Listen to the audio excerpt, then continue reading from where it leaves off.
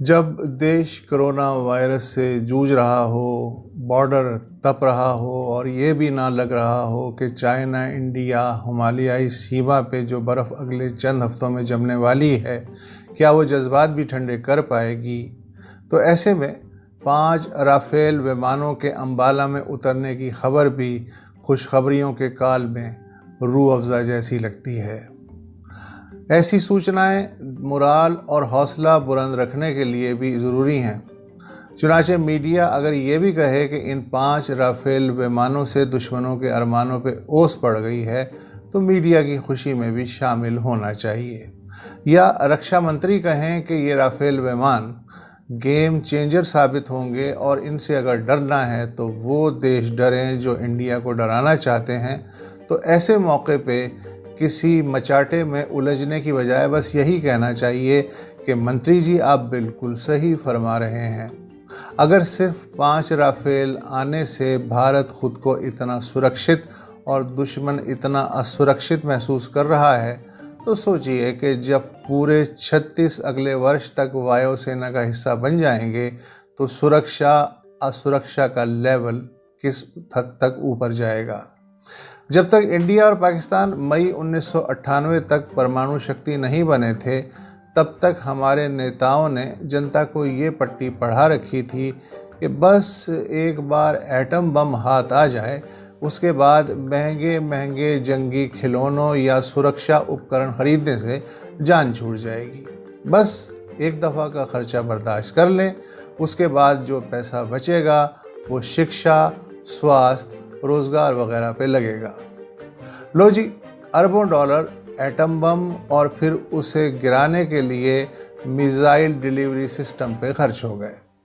India Pakistan nuclear club के member बन गए, मगर पिछले 22 वर्ष में एटम बम के होते पारंपरिक हथियारों का बजट कम तो खैर क्या होता, उल्टा तिगना चौगना हो गया। हम जैसे देशों का तो यही है ना कि पहले अपनी रक्षा के लिए एटम बम बनाओ और फिर एटम बम की रक्षा ज़िंदगी भर करते रहो। सुनते हैं कि पुराने ज़माने में कोई राजा महाराजा अगर किसी अक्खड़ दरबारी को सबक सिखाना चाहता तो उसे ज़िंदगी भर के लिए अपना ख़ास हाथी बख्श देता। हाथी की देखरेख और खुराक के खर्चे में ही दरबारी की कमर ज़मीन से लग जाती और उसके सारे कसबल बराबर हो जाते। पिछले वर्ष बालाकोट और इस वर्ष गुलवान के पहाड़ी मैदान में जो कुछ हुआ, उससे ये साबित हो गया कि आपके पास एटम बम हो कि ना हो, इस एटम बम से सुरक्षा मजबूत हो कि ना हो, अलबत्ता कुछ लोगों की राजनीति और जेब ज़रूर मजबूत हो जाती है।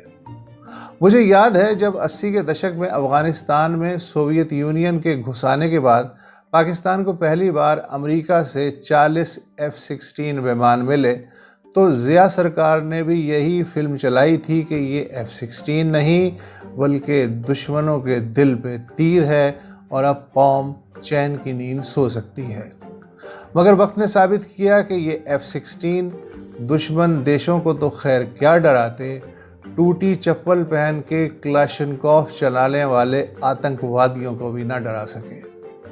मुझे याद है जब इंडिया ने 30 वर्ष पहले ब्रिटिश जैगुआर और रूसी MiG-29 और सुखोई विमान खरीदे, तब भी खुद को इतना ही सुरक्षित महसूस किया था जितना आज 5 राफेल पहुंचने पे करवाया जा रहा है। पर किसे बताएं कि आदमी हो या देश, सुरक्षा बाहर से नहीं अंदर से आती है, वरना रोमन साम्राज्य से लेके सोवियत एम्पायर तक सब कुछ वैसे ही रहता।